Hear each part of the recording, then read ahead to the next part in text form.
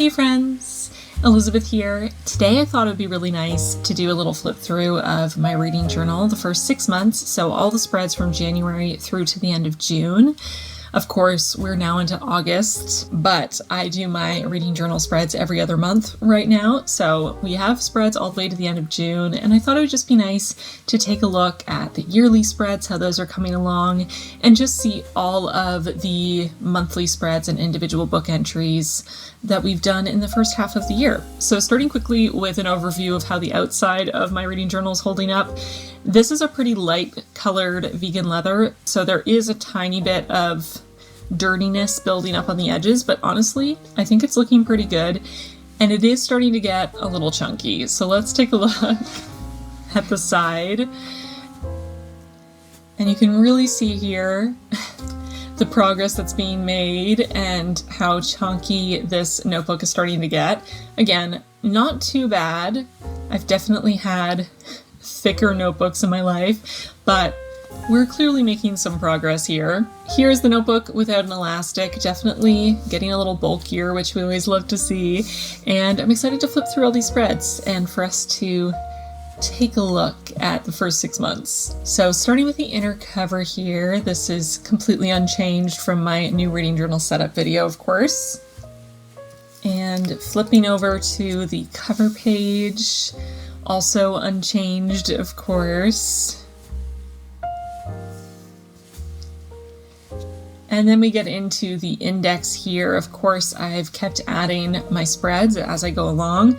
And clearly, this is 6 months in. I don't think I'm going to need all 3 columns in my index, but I always like to play it safe, give myself a little more space just in case. So far, I have more than enough room, and I do have 2 empty spreads right now that I left at the front of my reading journal that I haven't put anything in yet, so I do have little gaps there. Just in case I come up with another spread I really want to add. Here I have my 2024 reading tracker, and this is just filled out to the end of June. I have now, as of today, in August, finished 73 books. I just finished my 73rd, so technically I'm over here, but I update these spreads when I sit down and update my reading journal every other month. So this is where I was at the end of June, at 62 books, which was pretty much on track for my 125 book goal, which is awesome. Things slow down a bit in the summer, but I'm sure I'll be able to ramp it up a bit and finish at least my 125 book goal by the end of the year. And then, of course, we have the book bracket, which I like to fill out at the very end of the year or sometimes the start of the next year. Pit my favorites against each other to pick my ultimate favorite. If you want to see me using this spread, I'll link my last book bracket video for my 2023 reads, so you can kind of see how the spread works. But it's been so helpful for me because I am very indecisive, especially when it comes to picking favorites of anything. And this spread for the last couple of years has helped me pick an ultimate favorite book of the year, which otherwise I don't think I would ever be able to do definitively, you know? Then we get into some reading goals here and my book bingo. So the reading goals, I feel like I'm doing pretty well. I had a variety of goals here and I just gave myself 6 little boxes per goal. And I've completed my reading books with disability, mental illness, and/or neurodiversity wrap goal. I've completed my door stoppers goal, which is for books that are over 500 pages long. I've completed my goal of reading books with BIPOC MCs and LGBTQI plus MCs by a long shot. And I'm doing okay on my other goals. I'm halfway to my translated goal, a third of the way to my reading in French goal, a third of the way to my reading non-Western classics goal. But my Canadian authors is looking a little sad. I've only read 1 book by a Canadian author in the last 6 months, which I feel like a disappointment. I've been feeling more patriotic than usual because the Olympics are happening. It's the only time in the year that I care about sports at all. And I'm realizing that I have not been reading a lot of Canadian authors, so I need to remedy that. I'm also struggling a bit with non-Western classics. I do have a bunch on my shelves that I want to get to, but they usually just take sort of an extra level of focus and time and just brain power that I feel like I have not had recently. I've been in a bit of a reading slump. I feel like I've been reading more genre fiction, some lighter fare, because that's more my pace right now. So I've made some progress, but I really need to get to my non-Western classics shelf on my TBR bookshelf and fill out these last couple squares. Then we have the book bingo, and like I predicted when I first made this based on the Read Harder challenge prompts, this has been very difficult to make any progress on without being intentional about looking for books that fit these prompts. I've managed to stumble across a couple of them.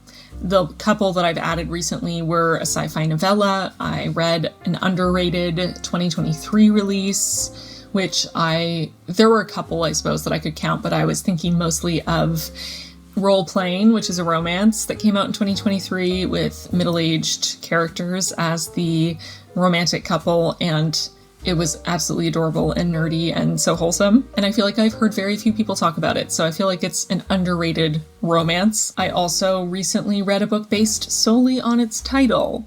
I've actually read a couple books based solely on their title recently, just because they intrigued me. The one I was specifically thinking about when I filled this out, though, was when I chose That Time I Got Drunk and Saved a Demon for my Romantasy reading vlog, which I'll link in the description box if you missed it. But I had a long list of options, and that title just really grabbed me.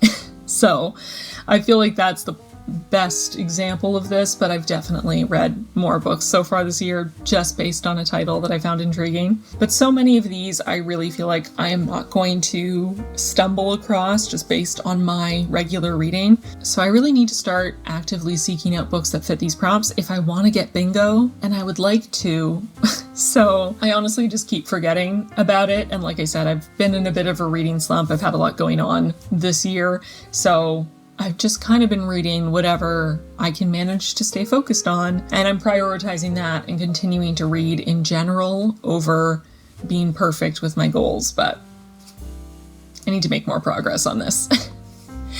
Then I have my 24 books in 2024, and again, not made too much progress here. I actually don't think I've read any more books on this list since my reading sequels of books I loved video, since the 4 books I read in that video were on my list. But there are a couple here that I highlighted in my reading the first lines of every book on my TBR bookshelf video, like A Minor Chorus and Sundial, that I'm really excited about reading, so I really should just dive in and do that. So again, I think I just have to start being more aware of these goals as I pick what book to read next, instead of just going where the wind blows me. And then at the end of 2 months, when I come back to my reading journal to fill out my spreads, I realize that I made 0 progress yet again. Speaking of making little progress, we have my Reading Around the World spread, and like I mentioned in one of my past videos, I ended up deciding to fill in all the countries I read last year and the year before into my printable map and print it out that way so that I wouldn't have to fill out all the countries I read in previous years, and I could just fill out the countries I read this year. And I managed to find one of my colored pencils, this Staedtler pencil that is a very, very close match to this color that I chose in Photoshop, and I have filled out 1 country this year. I've only read 1 book from a country that I hadn't already read from, which was Italy. So here we go. I filled out Italy, and I feel like the color is a pretty good match, which is nice. Yeah, I clearly need to prioritize this more. I did have an idea for a reading vlog series that would be me reading books from the countries I have not read from yet in alphabetical order. So maybe one reading vlog for finishing up the A countries and a reading vlog for reading books from the B countries, and so on and so forth. Let me know in the comments if you'd be interested in that. I feel like those videos are maybe slightly more niche because I wouldn't be reading books that are popular and well-known online. But I feel like if I made reading vlogs, I would be more motivated to actually go through the process and finish this challenge. And I do really want to do it. So sometimes I just need external motivation to do the things I already wanted to do, you know? So that brings us to the end of my yearly spreads, and then like I said, I have a couple blank spreads here. I did have a plan to make one of these spreads into a little highlighting all our book club picks spread, so I can do that at the end of the year with all the books that we've chosen for the year. And because I just recently started a buddy read in my Patreon, which I'm super excited about, that's going to be quarterly for people who can't maybe manage to read a book as a group every single month. Maybe it'd be fun to do one spread for the book club and one spread for the buddy read, and then maybe just a quote page or like a pretty decorated page to fill these out. I don't know. I'm letting the thoughts percolate. Okay, now we're getting into the monthly spread, starting, of course, with January. Of course, if you want to see the process of any of these spreads, check out my reading journal playlist. I'll have it linked in the description box. You can either watch my new setup with all my yearly spreads in it, or you can check out my January-February video, my March-April video, or my May-June video with all my monthly spreads. So getting into my January reads and January stats, my little summary page for January. This was a pretty good month, getting to 12 books in January, and I had 4 5-star reads out of those 12, which is pretty awesome. And getting into my spreads here, we have our book club pick for January, which was the reading list, which I loved, and then into some other books I read. Some of these were when I was still on holiday at the start of the year. Another volume of Monstrous, the sequel to Moon of the Crusted Snow, and this was actually the only book I read by a Canadian so far this year. Some rereads of childhood favorites from the Clan of the Cave Bear series, and some new reads as well. I also started reading the 2023 Goodreads Choice Awards winners for my video talking about all of the winners, which I'll link for you down below if you missed that. Then we get into February here, still going with my moody, wintry theme. And for February, I read mostly books for the Goodreads Choice Awards video since I had a deadline looming. And because of that, I didn't have quite as good luck when it comes to enjoying the books I was reading. I actually had 0 5-star reads in February, which is kind of sad. Lots of middle-of-the-road 3-star reads, which isn't terrible, but it's not fantastic either. Our book club pick for February was A Deadly Education, which I ended up enjoying a lot more than I'd initially expected to, and I ended up reading the rest of the series shortly after. I was continuing on my reread of the Clan of the Cave Bear series, and of course reading so many books that won the Goodreads Choice Awards in 2023, or were the first book in a series where a later book in the series won the award. Lots of mixed feelings up, down, and all around. Again, you can check out that video if you want to hear my thoughts in detail about all these books. And then we get into March here, and I feel like this is when my reading slump kind of started because of all the books I read for that Goodreads Choice Awards video that were not my favorite thing ever. This is the first month I started reading at a much slower pace. I only finished 6 books in March compared to 12 for the first 2 months of the year. I did manage to get 1 5-star read in March, which was Poverty by America, the final book I read for my Goodreads Choice Awards video, but mostly it was 4-star reads, which is not terrible, again, but I was definitely feeling a little burnt out on reading in March. Our book club pick was Our Share of Night, which I really enjoyed. It was not a perfectly perfect book for me. There were definitely some things I felt nitpicky about, things that were not my absolute favorite, but it was a very good book. So I was really glad we picked that. And of course, I continued on and finished in the Scholomance series, which was quite fun. Also not perfect books or a perfect series, but very enjoyable. I finished off my Goodreads Choice Awards winners video. I reread a book, and I also found a new author to check out when it comes to YA horror. This was a really interesting, unique read. She is a haunting. And then getting into April here, and spring was finally arriving. Finally, we had so much rain. And I did a little bit more reading in April, got to 10 books this month, and I had way more 5-star reads because I did do my reading sequels of books I loved video, which I will recommend to you to check out. Again, linked in the description box, because it was such a fun video. It was such a success. I loved every single book I read for that video. It was just a rave fest of love and adoration. So this month, 7 of the books I read were 5 stars. Which is just wild. It was such a good reading month for me. I felt like I was starting to get my mojo back a little bit. Our book club pick for the month was Let Us Descend, which was absolutely devastating, but gorgeous. I would highly recommend. It's historical fiction.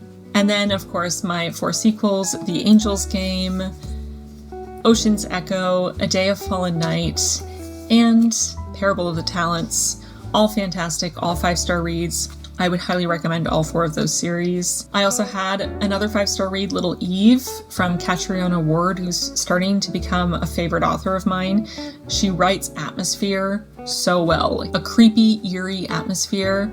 She does so perfectly, and she writes really twisted, strange, unique characters in a way that I just find absolutely compelling.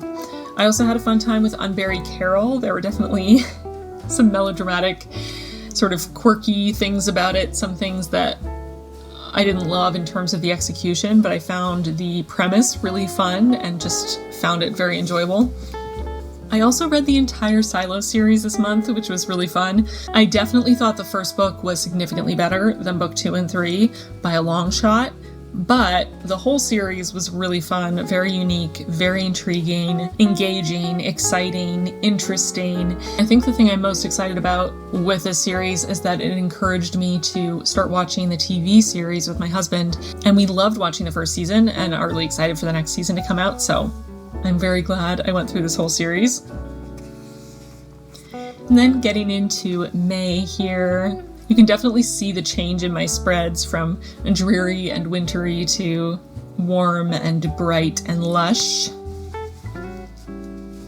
In May, I managed to finish 8 books, and it was a pretty good reading month, I would say. 4 of those were 5-star reads, which is pretty great. Found some new favorites, including Role Playing, which is the book I highlighted as an underrated 2023 release. I also started Gideon the Ninth and got into this series, which has become a new favorite as well.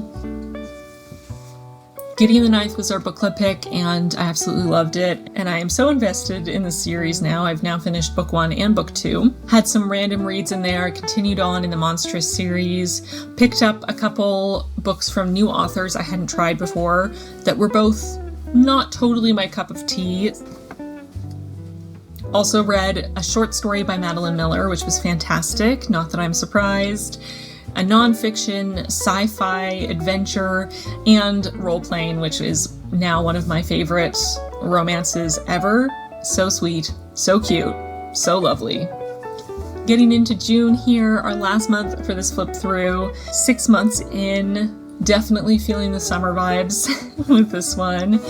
And in June, I read a lot. I really wanted to make sure I got a lot of books in for Pride Month, and I did my Romantasy reading vlog in June, so I have the 4 books I read for that, and then every other book I read for Pride Month, or our book club pick. It was a pretty wide range of ratings for the month, especially because of that Romantasy reading vlog. It kind of skewed things, I would say.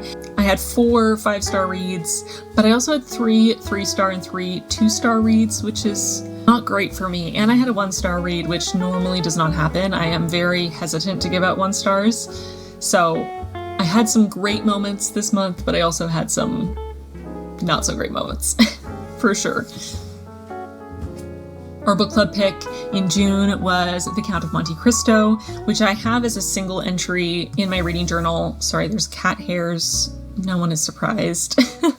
I have it as a single entry in my reading journal, but I am counting it as 2 books because it's 2 700-page books that I read in French in about a week and a half for our book club meeting, which was wild. I really enjoyed it though. 4 stars, and it did have LGBTQIA+ rep, which I did not expect. Getting into Pride Month reads, we have a mix here. You can check out my last reading journal setup video if you want to hear more specific thoughts on each of these. I also have Goodreads reviews for most of these, if not all of them. I read the next book in the Locked Tomb series, Harrow the Ninth, which I absolutely loved. Read some more books for Pride Month with a variety of representation. In Tongues was fantastic. I had an arc from NetGalley. Highly recommend this. So good. Same with The Queen of 14th Street. This one is an audiobook reading of a play. Both of these were so great. And then I had my Romantasy reading vlog, which spanned from 2 stars all the way up to 5. We had highs, we had lows. We had new hates and new favorites. Check out that vlog if you missed it, especially if you enjoy my rants, because I certainly delivered a rant about one of these books. And I found a new author and series I'm really excited to read on in. I actually started book 2 in this series right before I started filming this video. So I'm very excited about that. But that brings us to the end of the first 6 months in my reading journal. Everything else in here is blank and expectant, waiting for more books to fill its pages. I have filled in 74 pages in this Archer and Olive notebook. I'm really hoping I can get to the end of the year in this one notebook. I'm always a little stressed. And as I get to the end of the year, I'm a little more stingy with how much space I give to each book because I really don't want to run out of space. I'm feeling pretty good about this reading journal so far. We've had ups and downs and all arounds. You'll see in my next reading journal setup video that July was definitely a much slower reading month for me. I definitely hit a bit of that reading slump again, the one that started in March. And then I kind of managed to get over it for a couple months or push through, but it really hit me in July. So July was a very slow month, but I feel like August so far, things are picking up. I'm reading a little faster. I'm again letting myself kind of mood read whatever I want to, whenever I want to, which is really helping with the whole slump feeling. But I do think I have to keep my reading goals in mind a little bit better, maybe, than I have been, especially if I want to achieve them by the end of this year, since we are now more than halfway through the year. But hopefully you enjoyed getting a peek in my reading journal, seeing all of the spreads for the first half of the year.